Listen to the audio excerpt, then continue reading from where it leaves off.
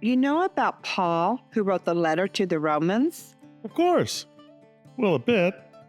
I was reading Romans and was struck by how he introduced himself as a servant of Christ Jesus. Well, that makes perfect sense. it does today.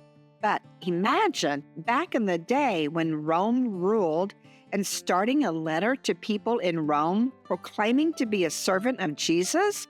That seems a bit dangerous to me. Yeah, I see your point.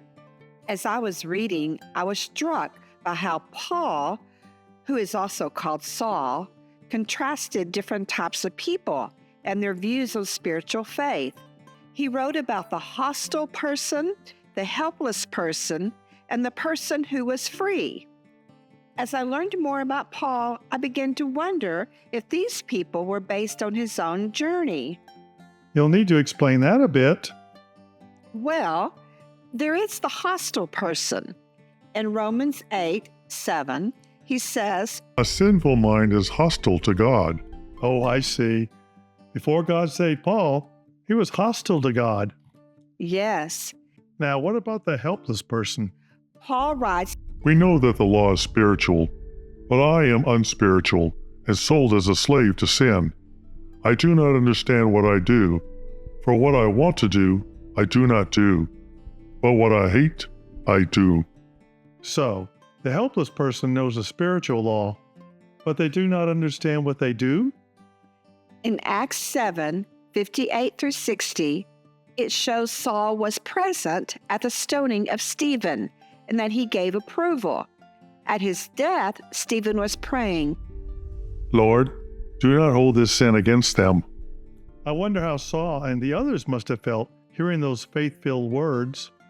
and while no one knows for sure, there are some commentators who believe Saul may or may not have witnessed the death of Christ. In either case, he most likely was aware that Christ said, Forgive them, for they do not know what they do.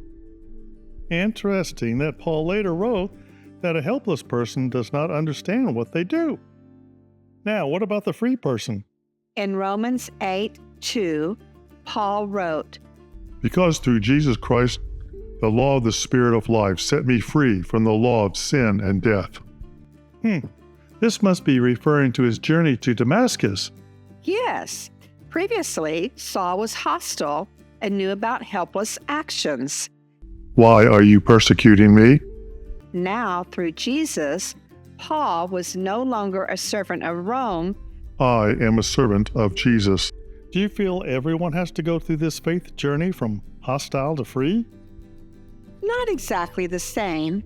However, Paul's conversion and testimony demonstrates how anyone could move from hostile to free, but only through the salvation of Christ.